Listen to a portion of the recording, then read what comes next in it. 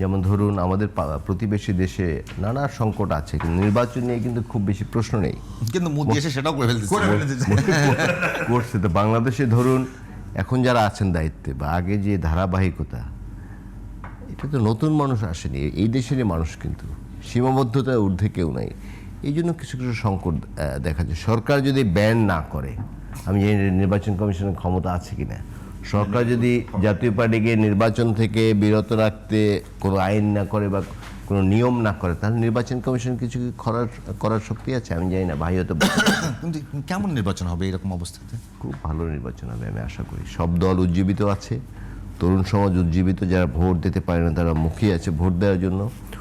ওই কিলিং হলো এগুলো দেখে এটাও একটা ন্যারেটিভ তৈরি করা হচ্ছে নির্বাচনটা হয় কিনা আসলে, কারণ অনেক আপনাকে একটু সাহায্য করি। জি আওয়ামী লীগ এবং এর সকল অঙ্গ সংগঠন, সহযোগী সংগঠন মানে 14 দল ও ভাতৃপ্রতিম না সংগঠন। সহযোগী সংগঠন, ভাতৃপ্রতিম সহযোগী সংগঠন না, কারা হবে? 14 দল হবে। সহযোগী সংগঠন আওয়ামী লীগের না, অঙ্গ সংগঠন তো। অঙ্গ সহযোগী সংগঠন বলতে না, ওটা অঙ্গ বোঝাচ্ছে সহযোগীরা, অঙ্গ সংগঠন বলে কমা।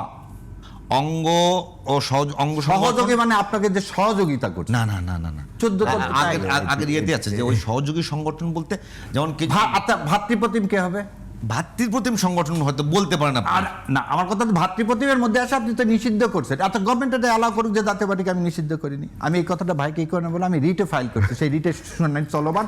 কোর্ট শুনতে চাইছে যে আপনি জাতীয় পার্টি এর মধ্যে আসে কিনা। তো ওখানে কোর্টে গিয়ে সহযোগী সংগঠন বলেন না, আপনি না, ভাতৃপ্রতিম আমি সহযোগী বলি না, আমি ভাতৃপ্রতিমের মধ্যে নিয়ে ভাতৃপ্রতিম আসছি। রাখতে থাকে না। হ্যাঁ, আমি পরামর্শ দিলাম আপনাকে।